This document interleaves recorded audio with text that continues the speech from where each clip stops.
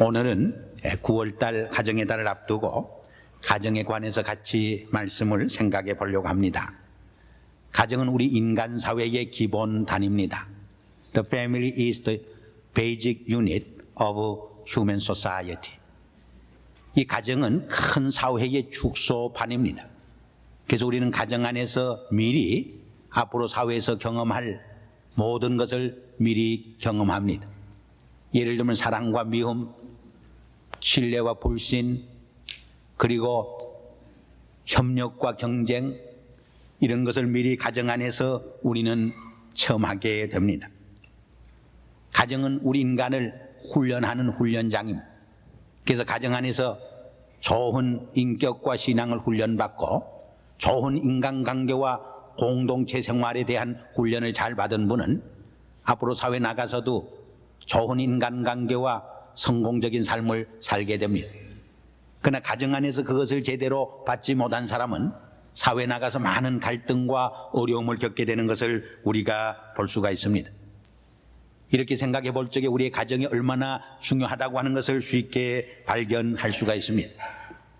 오늘 우리 인류 사회가 직면한 가장 큰 문제가 무엇입니까? 공해 문제가 아닙니다. 인종의 갈등 문제도 아닙니다. 핵 문제도 아닙니다. 혹은 여러 가지 경제적인 어려운 문제도 아닙니다. 더 근본적인 문제가 뭐냐? 우리의 가정이 흔들리고 있고 가정이 무너지고 있고 가정이 파괴되고 있다고 하는데 더 심각한 근본적인 문제가 있습니다. 특별히 21세기 들어서면서 가정 안에 많은 변화가 일어나고 있는 모습을 우리는 찾아볼 수가 있습니다. 한 가정 연구 보고에 의하면 21세기에 들어서면서 세계적으로 한 5가지 현상이 두드러지게 나타나고 있다 그랬어요. 하나는 늦게 결혼해서 또 늦게 자녀를 갖는 일입니다. 두 번째로는 가정이 점점 축소되고 있다는 것입니다. 대가족 제도에서 핵가족 제도로 변했고 같은 핵가족 제도지만은 부모와 대개 자녀를 둘 두는 것을 이상으로 생각했는데 요새는 하나만 두어서 키우려고 합니다. 또 많은 가정에서 아예 자녀를 갖기를 원치 않습니다. 아니 한 걸음 더 나가서 아예 결혼 제도를 거부하고 혼자 살아가는 그 싱글 라이프 스타일이 또 성행하게 되는 것을 볼 수가 있습니다. 세 번째로는 이 가장의 부양 부담이 점점 커지고 있다고 그래요. 이 소비 사회는 점점 돈을 자꾸 많이 쓰게 함으로써 이 가장의 경제 부담이 너무너무 커서 스트레스를 받게 된다는 것입니다. 네 번째는 여성 가장이 많아지고 있습니다. 이혼이나 별거나 사별이나 여러 가지 이유로 가정이 파탄됨으로 인해서 이제 홀부모, 아버지가 자녀를 데리고 사는 가정이나 어머니가 자녀를 데리고 사는 그 싱글 페어런트 가정이 많이 늘어나고 있다는 것입니다. 근데 대개 미국에서는 7대 1쯤 된다고 그래요. 여성 가장이 훨씬 더 많다고 그래요. 또 이 스텝파더, 스텝마더, 스텝칠들은 그게 계모, 계부, 또 자기 자녀가 아닌 자녀와 함께 사는 가정이 많이 늘어납니다. 여기서 오는 많은 불화와 갈등이 있음을 우리는 엿볼 수가 있습니다. 그 다음에 마지막으로는 맞벌이 부부가 보편화되고 있습니다. 전통적으로는 남편은 생계를 위해서 일하고 아내는 가정에서 살림을 돌보고 자녀를 양육해왔습니다. 그러나 현대 경제구조는 부부가 함께 뛰어야 먹고 살 수 있는 현상으로 자꾸 나타납니다. 그러다 보니까 어떤 현상이 일어나느냐, 2가지 두드러진 현상이 일어납니다. 가정에서 자녀들이 어머니의 부모의 사랑을 충분히 받지 못하고 자라는 데서 많은 어려움이 생기고 있습니다. 또 다른 하나는 남편과 아내의 그 역할이 롤이 변화되고 있습니다. 남편과 아내의 롤에 그 혼돈이 찾아오고 있는 모습을 우리는 찾아볼 수가 있습니다. 이렇게 현대 가정은 과거 어느 시대보다도 물질적으로는 부유하지만 정신적으로는 더 빈곤하고 가난하고 혼돈 속에 살아가는 모습을 우리는 볼 수가 있습니다.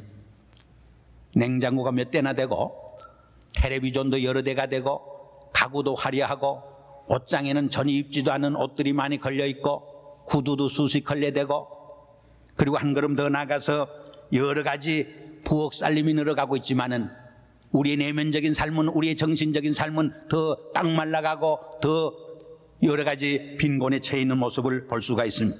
오늘 우리의 시대는 그 어느 시대보다도 우리의 가정이 더 많은 케어링과 치유가 필요한 때입니다. 왜냐하면 현대 사회 속에서 현대 가정이 크게 흔들리고 무너지고 병들어 가고 있기 때문입니다.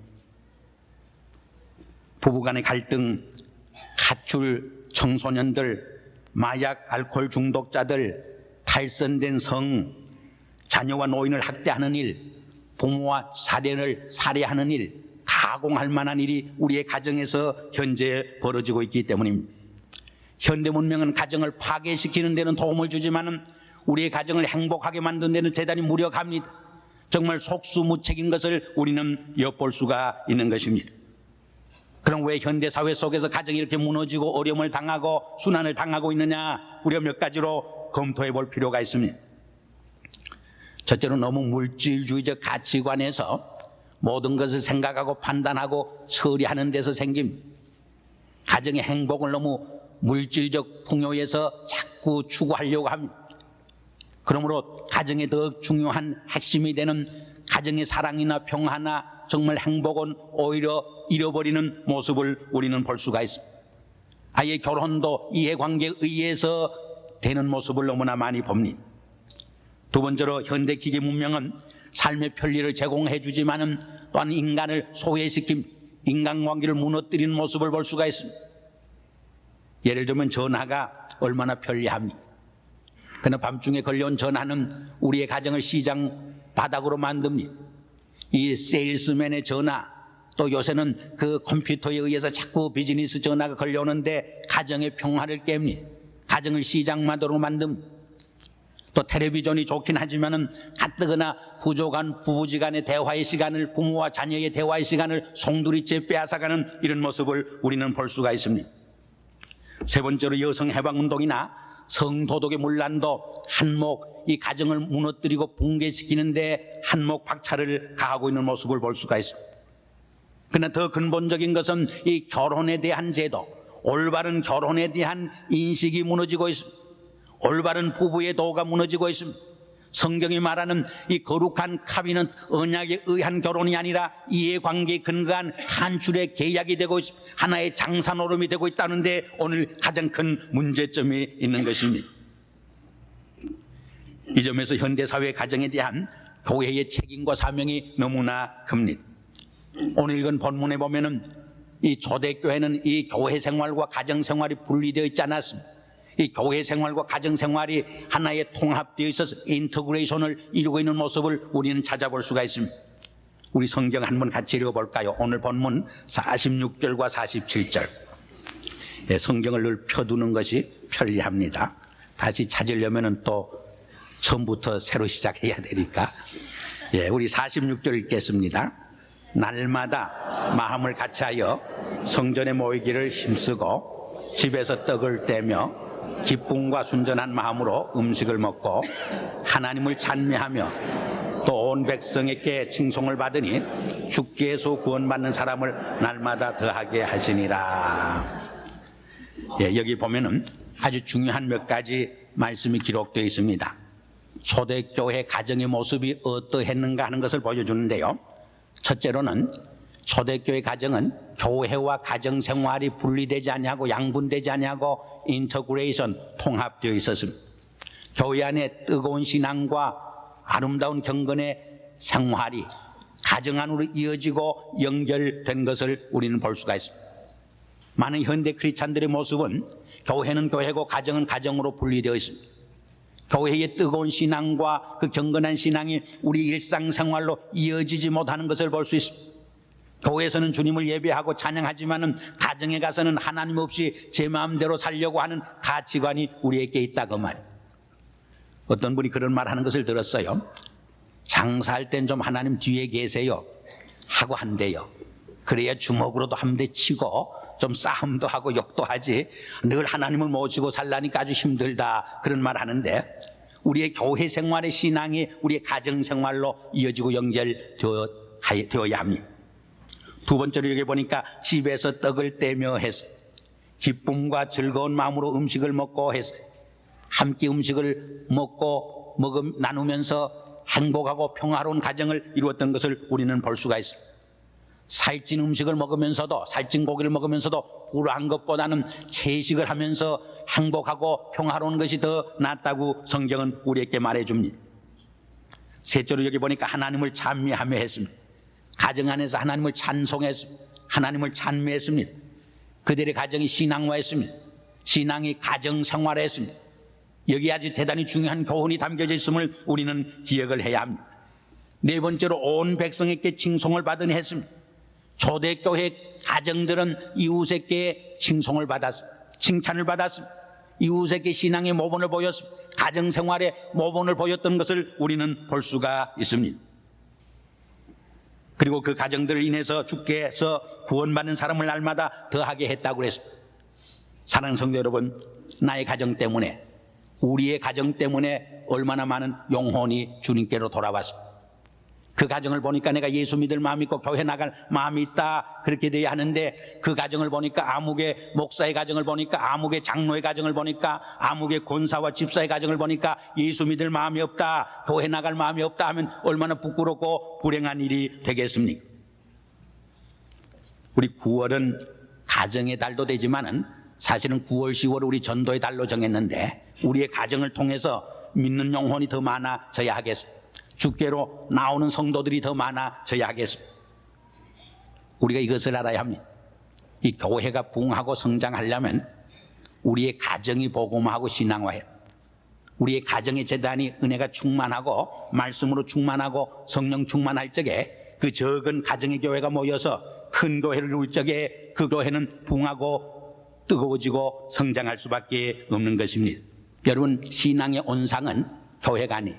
우리의 가정에, 이 가정 안에서 일주일 내내 말씀에 굶주리고 정말 성령 체험이 없는 영혼들이, 심령들이 일주일 만에 한 번 만날 때 서로 시기하고 질투하고 소리밖에 내지 않습니다.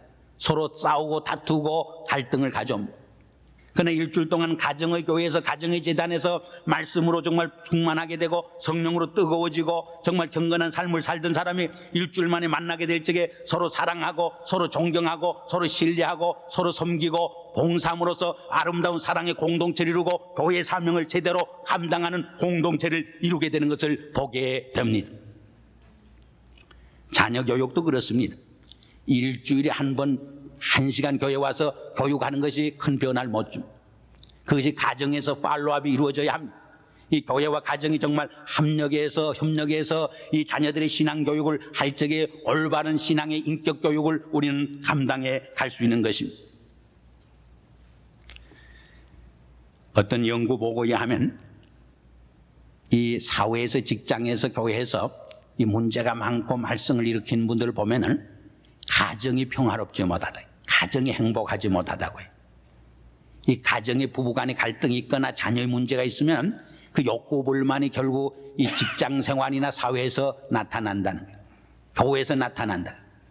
그러나 정말 가정이 행복하고 평화로운 사람들 보면은 이 직장에서나 사회에서나 교회 와서도 정말 평화롭고 모든 사람과도 정말 늘 긍정적이고 좋은 인간관계를 통해서 늘 창조적인 삶을 살게 된다는 것입니다.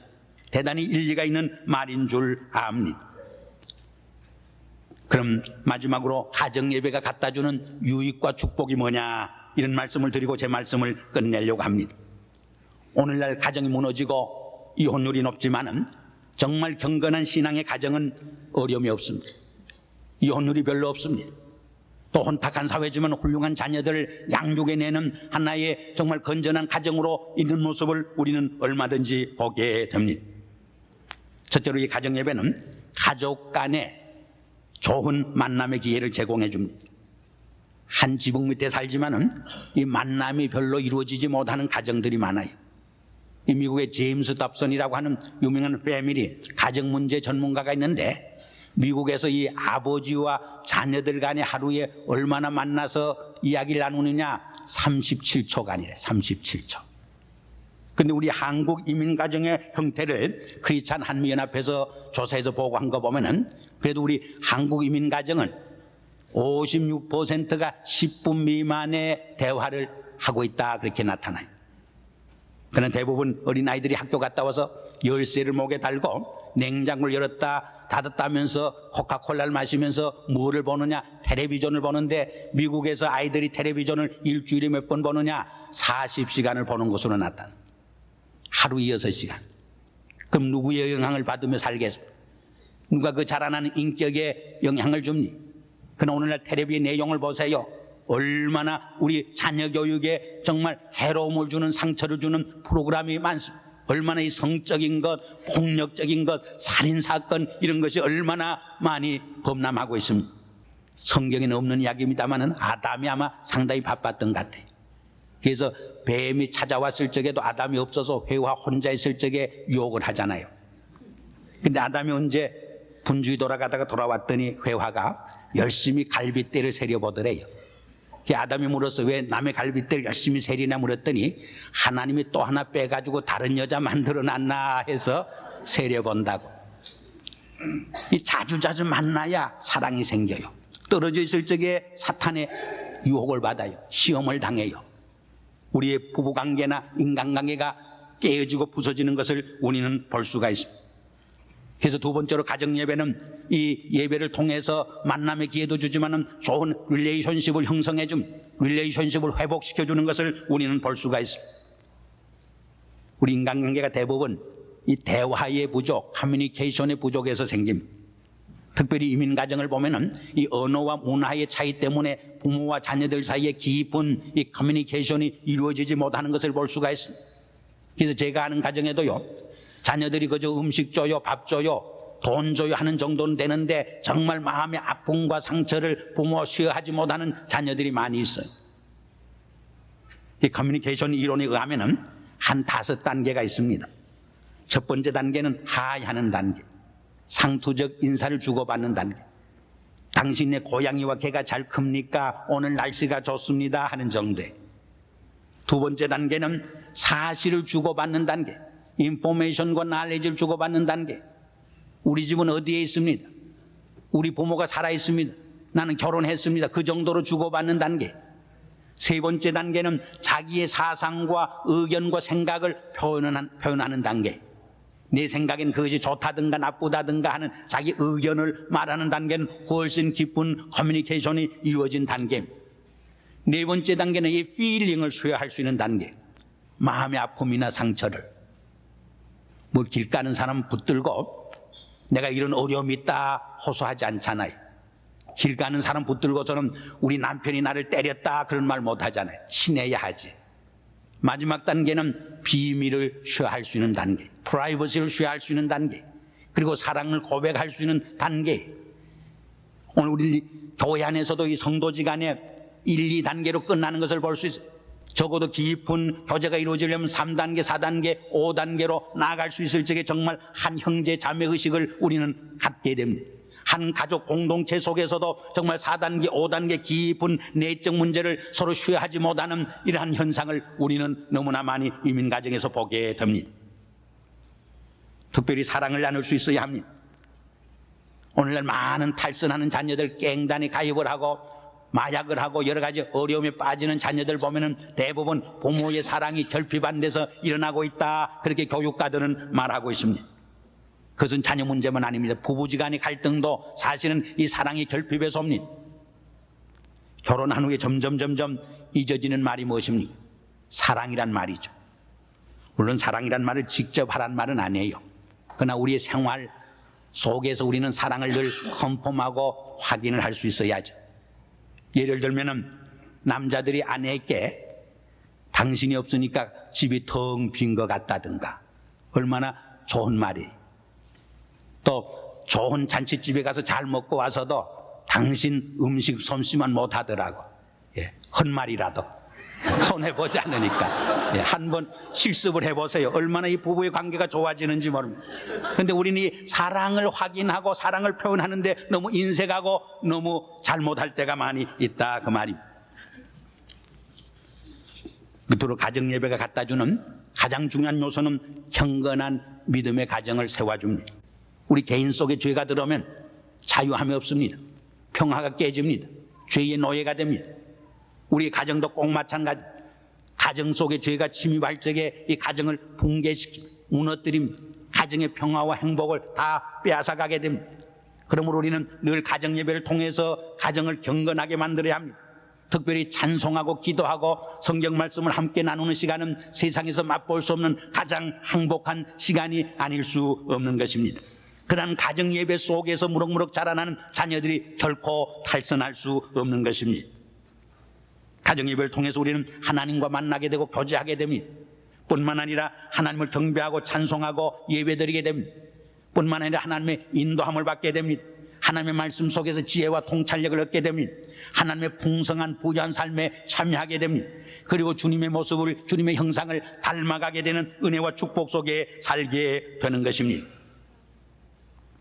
제가 몇 달 전 신문 기사를 보다가 굉장히 감동과 함께 충격을 받았어요. 왜? 너무나 대조적인 두 개의 기사가 거기 있었어요. 하나는 어떤 어머니가 파티에 가는데 그 아이를 차 안에 1살짜리, 2살짜리를 두고 갔어요. 이게 파티에만 미쳐가지고 즐기다가 돌아와 보니까 그 뜨거운 90도 태양볕에 너무 쬐어서 두 아이가 차 안에서 질식해 죽었어요. 그래서 입건된 이야기. 그런데 또 다른 한편에는요, 장한나라고 하는 교포의 이야기인데 참 독실한 크리스찬 가정의 그 이야기예요. 이 부모들이 정말 이 딸아이를 11살 된 딸아이를 잘 뒷받침해서 파리에서 열리는 첼로 콘테스트에서 1등을 한 정말 세계를 놀랄 정도로 훌륭한 음악가를 만든 그런 이야기였어요. 저는 두 개의 대조적인 이야기를 보면서 이 경건한 한 부모가 위대한 한 세계적인 인물을 키우는가 하면 정말 믿음이 없는 한 어머니가 그 고귀한 천하를 주고도 바꿀 수 없는 두 생명을 죽이는 무서운 죄를 짓게 된 것을 생각해 봤습니다. 우리의 경건한 가정은 훌륭한 신앙의 인물들을 만들어낼 수 있습니다. 마지막으로 저는 메가드 장군의 아버지의 기도의 한 부분을 소개하고 제 말을 끝내려고 합니다. 그 마음이 깨끗하고 그 목표가 높은 자녀를, 남을 정복하려고 하기 전에 먼저 자신을 다스릴 줄 아는 자녀를, 장래를 바라봄과 동시에 지난날을 잊지 않는 자녀를 내게 주시옵소서. 이런 것들을 허락하신 다음에 이에 더하여 내 아들에게 유모를 알게 하시고 생을 엄숙하게 살아감과 동시에 생을 즐길 수 있게 하여 주시옵소서. 같이 기도하겠습니다.